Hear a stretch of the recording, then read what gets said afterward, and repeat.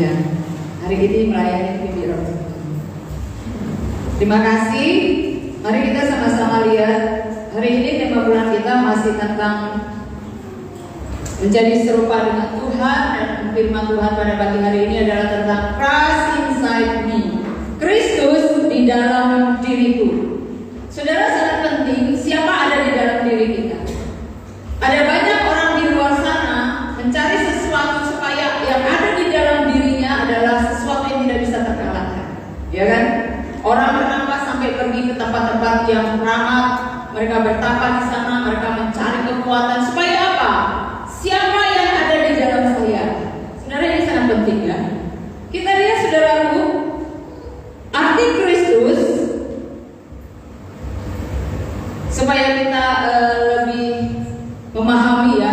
Sebutan Kristus berasal dari bahasa Yunani yaitu Christos ya. Perjanjian baru saudara di dalam Alkitab saudara itu ditulis dalam bahasa Yunani. Sedangkan perjanjian lama itu ditulis dalam dua bahasa, yaitu bahasa Ibrani dan juga bahasa Arab. Di sini dikatakan bahwa Kristos yang berarti yang diurapi, artinya dituangi minyak di kepalanya ya. Jadi pada zaman dahulu pengurapan biasa dilakukan di kalangan bangsa Israel sebagai tanda bahwa orang yang diurapi itu mendapat jabatan atau kedudukan khusus. Jadi ketika Bapa memilih Yesus, maka Yesus disebut adalah yang diurapi, dituangi minyak. Kalau zaman dulu saudara, kalau semua raja-raja Israel pasti ada nabi yang diutus untuk mengurapi mereka ya. Dan saya percaya ketika dia diurapi, maka kuasa Tuhan, otoritas Tuhan ada di dalam kehidupannya. Dan di dalam bahasa Ibrani saudaraku, yaitu sering kita dengar tentang Mesias, yang secara hurufiah juga berarti yang diurapi. Jadi ada dua bahasa ya. Jadi di dalam kitab kita ditulis dalam bahasa Ibrani, bahasa Yunani, dan juga ada bahasa Arab, tapi sangat sedikit sekali. Next, kita lihat lagi. Di dalam Yohanes pasal 16 ayat 32, mari kita baca bersama-sama. 3, 2, 1.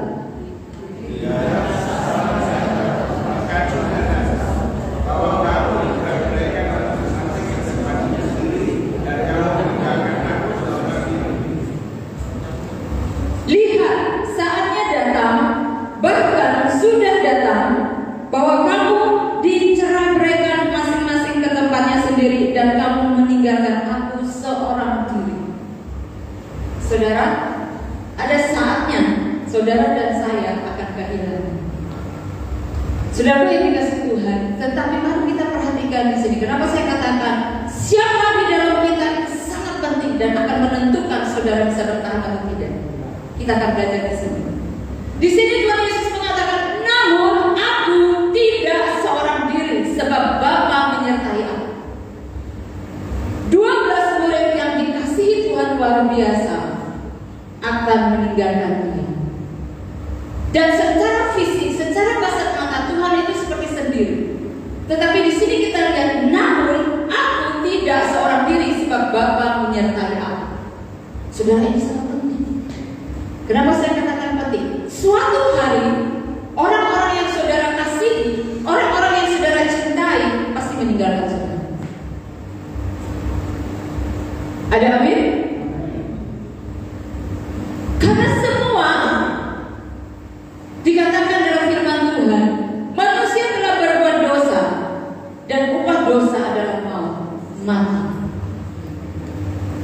Saudara yang dikasih Tuhan, kita lihat saudara. Ternyata saudaraku, hari-hari ini luar biasa. Next, saya akan masuk di sini. Kesepian. Apa itu kesepian? Kesepian adalah perasaan subjektif, keadaan emosi dan kognitif yang tidak menyenangkan yang dapat disebabkan oleh berbagai hal. Kesepian berakar pada masalah relasi baik dengan diri sendiri atau dengan orang-orang di sekeliling kita. Kenapa? Saya tidak mengerti. Roh Kudus mendorong saya untuk masuk ke sini. Kesepian. Kenapa saudara yang dikasih Tuhan? Ternyata kemarin saya lihat bagaimana di sebuah negara, yaitu negara Jepang, saudara yang dikasih Tuhan, pemerintahan Jepang mengangkat seorang menjadi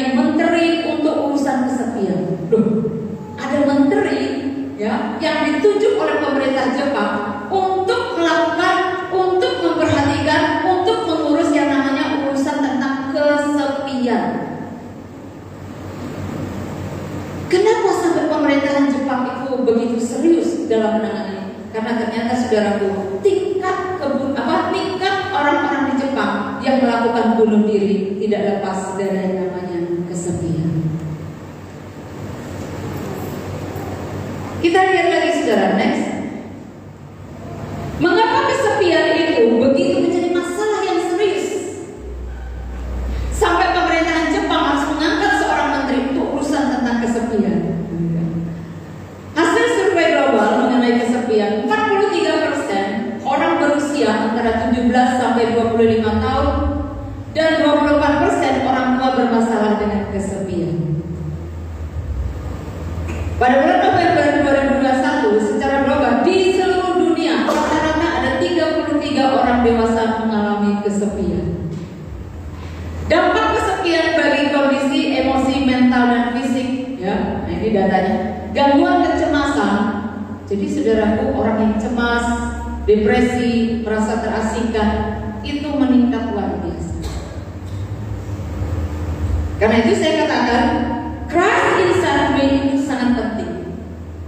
Banyak orang berada di tengah-tengah keramaian, tapi dia merasa sendiri. Ada juga suami dan istri, mereka berdua, tapi mereka bisa merasa kesepian. Ini aneh, ada orang di tengah pesta, tapi dia merasa kesepian. Saudara, ini sangat berbahaya. Kita lihat saudara, kesepian yang Tuhan mau bawa itu tentang kehilangan. Saudara perhatikan, kesepian atau kesendirian. Saudara, ketika seorang suami atau seorang istri kehilangan pasangan hidup yang dikasihinya, pasti dia kesepian. Dia enggak. Berapa saya menemukan pasangan ketika salah satu dipanggil Tuhan karena dia begitu mengasihi, seakan-akan saudara makan tidak enak, ya, kerja nggak ada semangat. Kehilangan anggota keluarga yang dikasihi, mama tercinta atau papa tercinta, kakek, nenek atau bibi yang sangat dikasihi karena bibi dari kecil merawat saya. Saudara, rasanya dunia ini nggak ada semangat, nggak ada gairah dunia ini, nggak kepingin hidup lagi di dunia. Karena itu kenapa angka bunuh diri begitu banyak. Ya. Kehilangan anak yang dikasihi, apalagi anak saudara. Saudara, kalau kehilangan anak itu nggak main-main, itu belahan jiwa, ya. Itu menyatu. Jadi saudaraku bisa dibayangkan ketika kita kehilangan, apalagi kehilangan sahabat, teman yang dikasihi, pokoknya ada kata dikasihi, saudara pasti merasa kesepian. Saudara pasti merasa hidup ini gak ada semangat, sudah gak bergairah, mau kerja, mau ngapain juga gak ada semangat. Kehilangan pacar yang dikasihi. Sampai ada saudaraku, teman saya, awalnya dia begitu semangat beribadah berdua, melayani berdua, tapi saudara, suatu hari pacarnya yang perempuan dipanggil Tuhan. Wih, dia rasanya luar biasa goncangan hidupnya. Dia gak pingin ke gereja, dia gak pingin ketemu orang, dia gak pingin ketemu siapa-siapa. Orang tuanya menasihati, dia gak bisa dengar. Pokoknya dia mau bagaimana pacarnya itu harus kembali. Jadi dia merasa hidupnya itu seperti hancur, sudah hilang pengharapan. Dia mulai merasa sangat kesepian, padahal di sekelilingnya ada keluarga yang mengasihi. Saudara, kesepian ini ngeri sekali, ya. Karena itu saudara, kehilangan kesayangan. Seperti apa? Benda.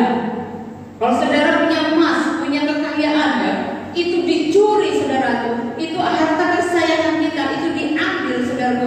Pas kita rasanya hati ini rasa kosong. Saya saksikan bagaimana saudara kalau datang ke sini kan ada burung, ya. Burung apa namanya? Burung hantu. Itu lucu. Saudara yang dikasih Tuhan, itu kesayangan suami saya. Ini yang bahaya saya. Kalau sudah kesayangan dikasihi, itu hilang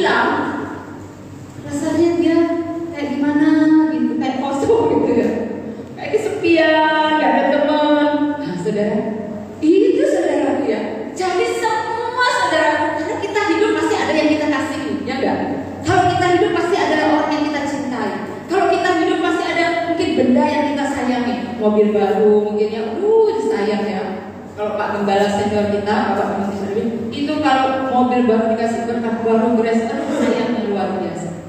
Tetapi saudara yang dikasih Tuhan, semua yang kita kasih itu bisa hilang. Ini bahaya. Ya. Jadi kenapa saya katakan Christ inside me itu sangat penting? Karena saudaraku, semua yang saudara kasihi suatu hari akan meninggalkan saudara. Ya Bang, ya Bapak. Ya kan? Masalahnya saudara, siapkah kita ketika orang yang kita kasih itu meninggalkan? Siapkah saudara dan saya ketika orang yang sangat saudara sayang itu akan pergi, akan meninggalkan kita untuk selamanya? Pertanyaannya di sini, saudara. Karena saudaraku, ketika kita tidak siap, maka saudara akan menjadi manusia yang berubah. Saudara bisa menjadi orang yang penyendiri. Saudara bisa menjadi orang pemarah. Saudara bisa menjadi orang yang aneh, kan? Dalam sekejap bisa berubah. Karena itu saudaraku yang dikasih Tuhan, Tuhan Yesus berkata, aku tidak seorang diri, sebab Bapa menyertai aku. Karena itu saudaraku, ketika Tuhan menciptakan manusia Adam, ketika dia lihat ada merasa kesepian, ada merasa tidak ada yang membuat dia bersemangat. Tuhan ciptakan binatang-binatang yang begitu cantik-cantik, begitu indah-indah, dan dia memberi nama, tetapi dia tidak menemukan pasangan yang sepadan buat dia. Akhirnya setelah Tuhan berkata, tidak baik manusia itu seorang. Ketika seseorang manusia merasa dia seorang diri, saudaraku, sesungguhnya dia sangat kesepian. Kalau itu terus-menerus terjadi dalam kehidupannya, saudaraku, maka yang sangat mengerikan, angka bunuh diri begitu banyak terjadi. Bukan hanya di Jepang, sekarang merambah di Korea, merambah lagi ke negara-negara yang lain. Begitu banyak orang begitu merasa kesepian, punya kekayaan yang banyak, tapi dia merasa kesepian, punya banyak teman, tapi dia merasa kesepian. Ini yang mengerikan. Christ inside me itu sangat penting. Kita lihat saudara. Next. Bagaimana agar seseorang tidak pernah kesepian atau sendirian? Ada saudara yang mau solusinya bagaimana supaya kita tidak pernah kesepian atau sendirian? Yang tinggal dan yang dikasihinya harus bersifat dekat. Ini saudara, masalahnya di sini. Bagaimana agar seseorang tidak pernah kesepian? Orang yang saudara kasihi haruslah orang yang bersifat dekat. Karena itu saudara yang dikasih Tuhan, yang tinggal dan yang dikasihinya harus bersifat dekat, yang tidak bisa mati, yang tidak bisa musnah. Ini bisa musnah. Gedung ini bisa hancur dalam sekejap mata. Ya. Saudara punya anak, punya suami, punya keluarga besar, semuanya bisa meninggalkan saudara dalam sekejap mata. Dan enggak disangka-sangka. Saudara, ketika itu terjadi, kesepian akan datang. Di situ saudara, seorang anak Tuhan, Tuhan mengasihi kita. Apa yang Tuhan Yesus lakukan supaya kita tidak pernah kesepian? Next. Ini sangat penting, saudara. Ya, coba saudara perhatikan. Yohanes 14, 16, 18. Aku akan minta kepada Bapa, dan Ia akan memberikan kepadamu seorang penolong yang lain, supaya Ia menyertai kamu selama-lamanya. Tuhan berikan penolong yang tidak bisa musnah, yang tidak bisa mati, yang tidak bisa meninggalkan saudara. Amin. Ini penting, saudara. Ayat 17, yaitu Roh kebenaran.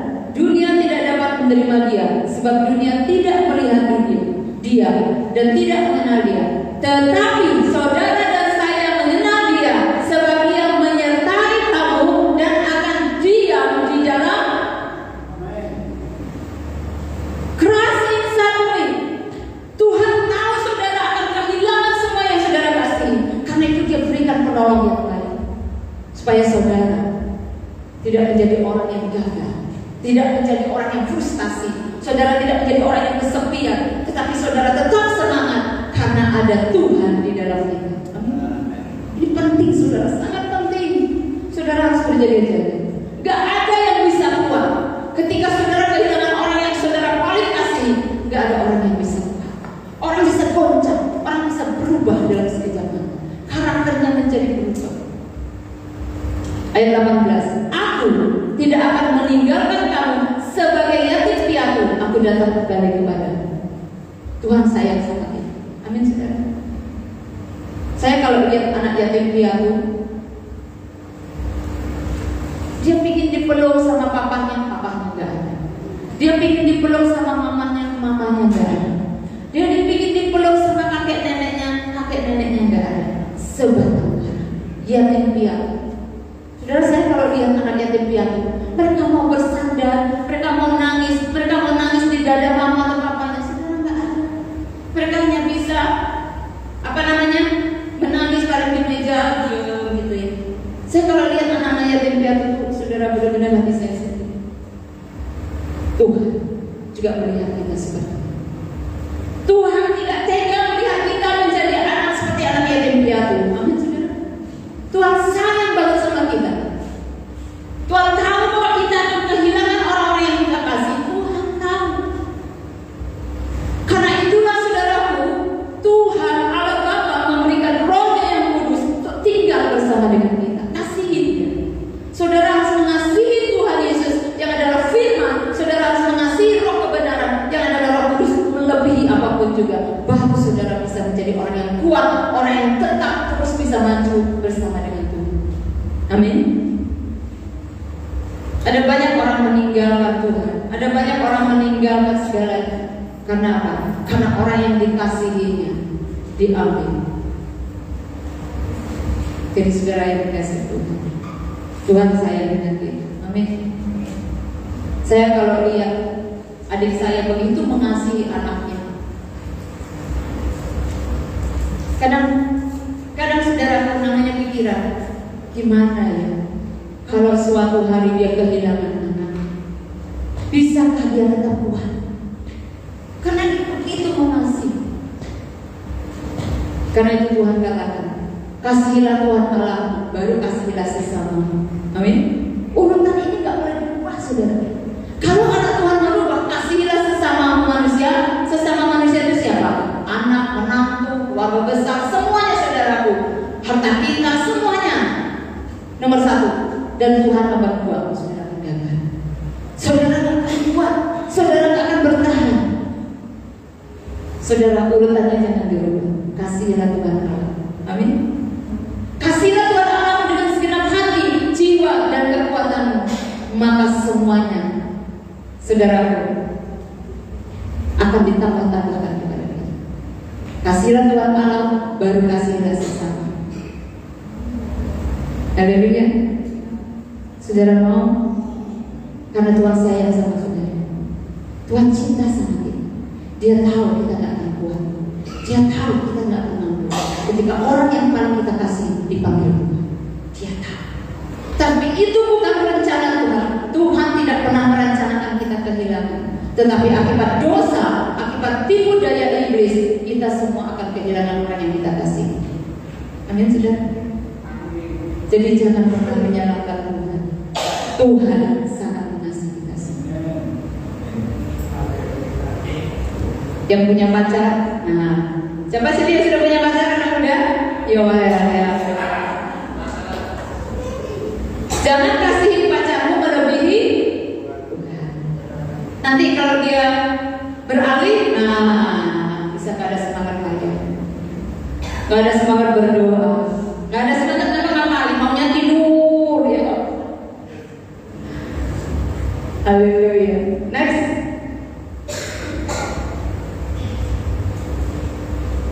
Apa tujuan Kristus ada di dalam kita? Lanjut. Ini saudara. Tujuan Kristus ada di dalam kita yang pertama menjadi satu dengan Allah. Saudara, ini luar biasa ya. Menjadi serupa dengan Allah, menjadi segambar dengan Allah, menjadi anak Allah, menjadi raja dan imamnya Allah, menjadi mempelainya Kristus. Ada amin, saudara? Saudara diciptakan bukan hanya untuk memenuhi bumi ini aja, bukan, saudara. Saudara diciptakan bukan hanya untuk hal-hal yang sangat sederhana, tetapi saudara lihat rancangan Tuhan menciptakan saudara dan saya adalah menjadi satu dengan Dia. Menjadi satu itu gak main-main, saudara. Menjadi serupa dan menjadi mempelainya Kristus. Karena itu anak Tuhan tidak bisa memang hidup sembarangan. Ada amin? Anak Tuhan tidak bisa hidup sembarangan karena dia adalah keturunan raja-raja. Amin? Ketika kerajaan Inggris mengangkat seorang rakyat biasa, di gambaran saudara. Ketika kerajaan Inggris mengangkat seorang rakyat biasa, dia angkat adopsi menjadi anak angkatnya Ratu Elizabeth. Saudara, apakah dia bisa hidup sembarangan lagi?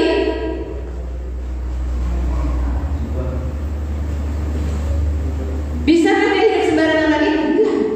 Cara makannya, cara duduknya, cara berjalannya gak bisa seperti waktu dia jadi rakyat jelata. Karena itu saudara, ketika saudara dan saya dipilih masuk dalam kerajaan Allah, masuk diangkat menjadi putra-putri Allah yang luar biasa, makanya itu saudara, hidup saudara tidak boleh lagi sama dengan dunia. Karena itu firman Tuhan katakan, kamu bukan dari dunia ini lagi, jadi jangan sama hidup seperti orang dunia. Karena itu kenapa anak Tuhan gak boleh ngerokok, gak boleh minum, gak boleh nonton yang gak benar, gak boleh berpakaian seenaknya, itu gak boleh. Karena engkau adalah warga kerajaan Allah. Kau bukan rakyat biasa, kau bukan orang biasa-biasa, tapi kau adalah orang yang spesial. Kau berharga, kau berarti, dan engkau sangat dikasihi Tuhan. Bukannya Allah membatasi kebebasan kita. Gak enak ya kalau jadi orang Kristen, ini gak boleh, gitu gak boleh. Bukan masalah itunya. Masalahnya saudara sudah diangkat dari rakyat biasa, dari orang yang biasa-biasa, tetapi diangkat menjadi ahli waris kerajaan. Ini saudara. Dulu saya suka maki-maki, dulu saya suka ngomong kasar, tetapi setelah saya diangkat menjadi anak kerajaan Allah, maka tata bahasa kita harus sesuai dengan warga kerajaan Allah. Sama seperti saya kasih gambaran bagaimana Ratu Elizabeth mengangkat seorang anak dari rakyat biasa, maka bahasanya, tutur katanya, sikapnya, cara berpakaiannya semuanya berubah. Haleluya. Apalagi saudara dipersiapkan menjadi mempelai. Amin saudara. Surat yang terakhir,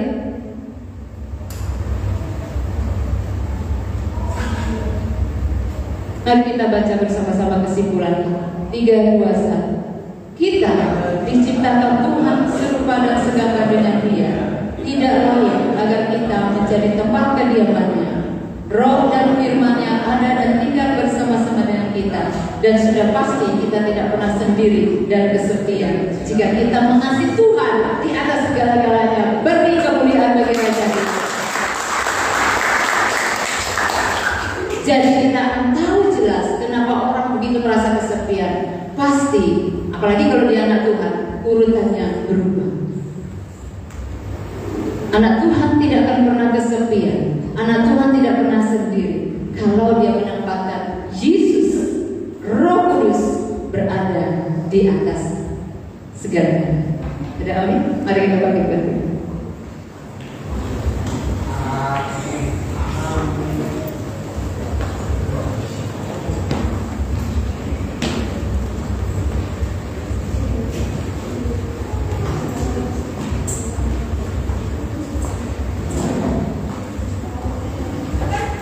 Sudah,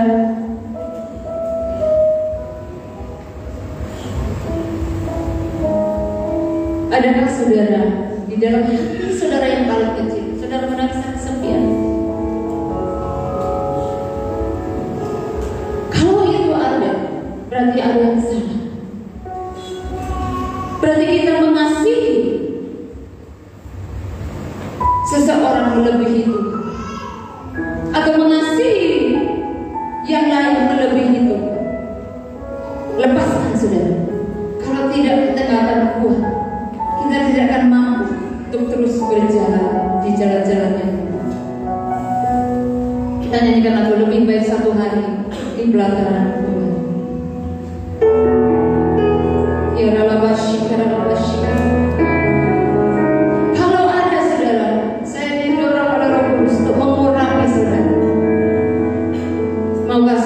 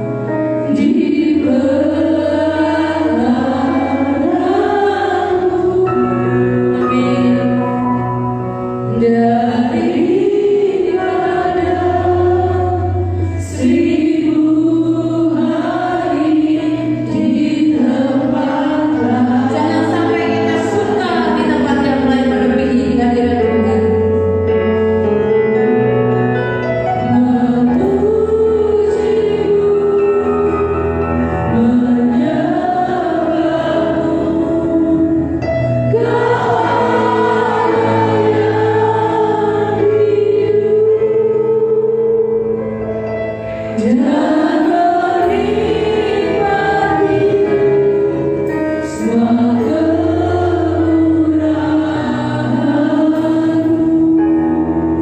saja yang nyanyi, lebih dari satu hari.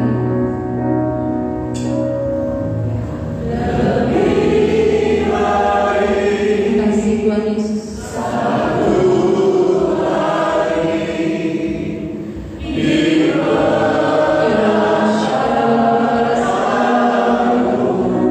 Ya benar Tuhan, biarlah itu benar-benar menjadi isi hati umat-Mu.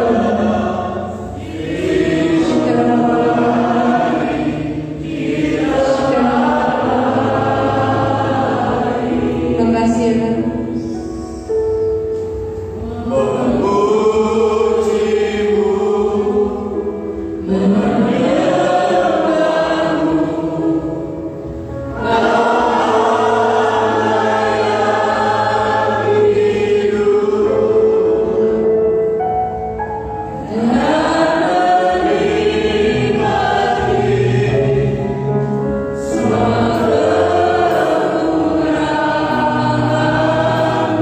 Musik saja.